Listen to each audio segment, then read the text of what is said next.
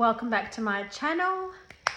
Yay! I'm doing my best to record as many videos as I possibly can. Okay, so going down the list of topics that I want to discuss on this channel. The next one is why I never had children. Okay, so most of you would know, and if you don't, I come from a very dysfunctional family. There was lots of violence, lots of emotional abuse, physical, mental. And I spent most of my 20s just trying to figure life out. I really did. And during my 20s, I was very busy partying and just getting to know myself and just trying to be loved.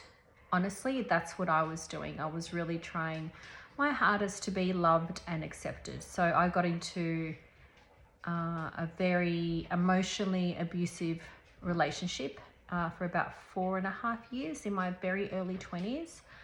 And that relationship ended when I was about 24-ish, 23. And I did fall pregnant actually with that boyfriend, and I chose to abort. So, you know, I did have an opportunity to have children in my early 20s, but I kind of really, I don't know, I had this thing in my head. I wasn't just going to do it. I needed to be at a particular stage in my life, and the person that I was with, he was just not the right person. I couldn't see him as the father of my children. And yeah, so I chose to abort, and we broke up I think roughly around 23, 24 that I started partying, and, you know, wasn't really thinking about kids. My sister had twins when she was very young, like 21.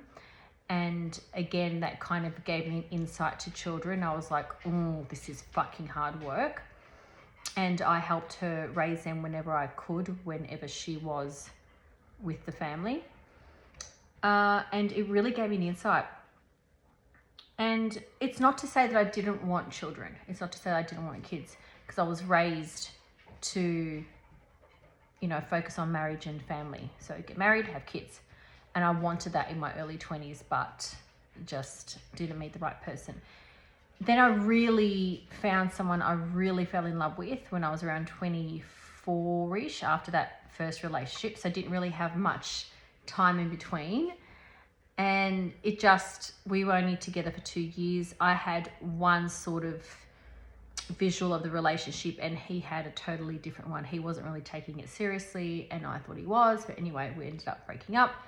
Then I was in another relationship. I wasn't feeling that one. And it just kept on going and going and going until my late 20s. And then finally, when I wanted to really have kids, I was married to my first husband at the time, and I fell pregnant again.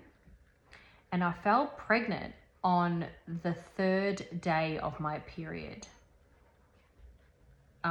Even I think it was the second, was very, very early. And I was just gobsmacked as to how the fuck that happened, but it did. Now, at that stage, he was coming out of a relationship. It's for another video where I will delve into it. He didn't really want me to have that child. I thought I was ready at that point. Or I may have thought that, you know, it was my only chance, you know, so I should do it. So again, I aborted for him, and I was absolutely devastated. That devastated me. I was very, very, very sad about that one. So we spoke about having children, and he always said, we'll see how we go. I'm not ruling it out, etc., etc. But he was just saying that because he was planning his exit. Anyway, so I turned 40-ish, I think I was 40. He left, and I was single again at 40. I tell you, it was the biggest shock of my entire life. I had all these things running through my head. I was never going to find someone. I'm too old. There goes my chance for having children, etc. Like, I was in such a state. And when I would think about kids earlier on in life, I would think about, I want kids. I just want children. But then as I got older, like 40, in my early 40s, I started to think very differently. And my thoughts around children changed. Not only did I want children, but I wanted to be a parent. I'd never wanted to be a parent. I just wanted children. And I think that's where a lot of people kind of don't understand the difference between the two. Wanting to be a parent and wanting children are two totally different things. And I had never gotten to the point prior to my early 40s where I wanted to be a parent. It was all about wanting to have the kids, all about wanting to have a mini me. And then I finally got to the point where I wanted to be a parent. So I started researching sperm donors, and I thought, you know what, I can do this on my own. Why can't I do this on my own? I approached a guy I was seeing at the time. I asked him, would you happily donate sperm, you know, if I want to have a baby, etc. He said yes, and I was just getting everything kind of ready.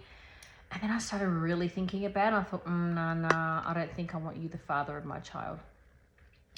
Anyway, forward a couple more years after that, I do meet someone. And, you know, we got married, and he's an extremely lovely person. And to this day, we are still best friends. Like, we live together. We do most things together, but we are no longer a couple. We kind of haven't really spoken about divorce, but it will come. But, you know, we have a business in both of our names, and it kind of hasn't been on the priority list, but it's there. So a couple of years into the marriage, excuse my nails, but I haven't done them. A couple of years into the marriage, I fell pregnant. I was 46. So I started having pains. Long story short, he said, let me take you to the hospital. I agreed. So when I agree, he knows that I'm actually feeling like there's something wrong. So anyway, they tell me I'm pregnant, and I'm like, excuse me, how?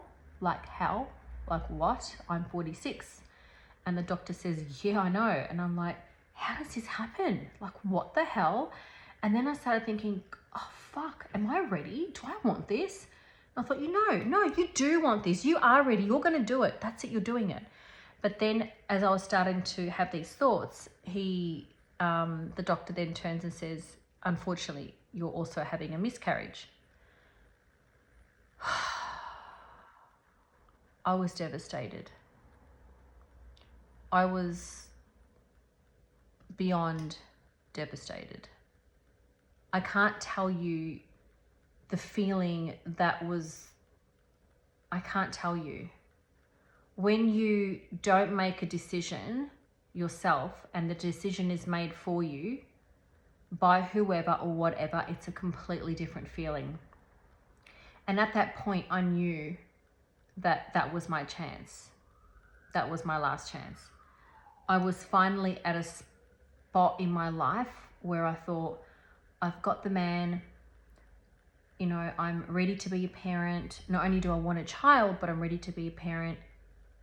And now this happens. Like, how is that possible? And I'll tell you, that miscarriage affected me for a long time.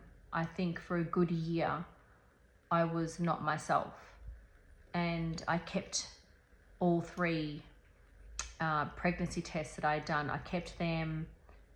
I kept on going through scenarios in my head. What did I do? I could have done things better, you know, but I didn't know.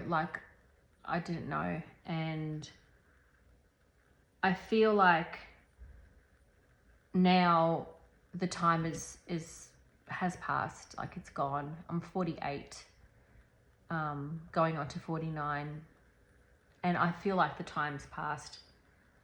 there's no point in me trying. I don't feel like there is. My periods are still quite strong. They're on time. I've had fertility checks. You know, eggs are low.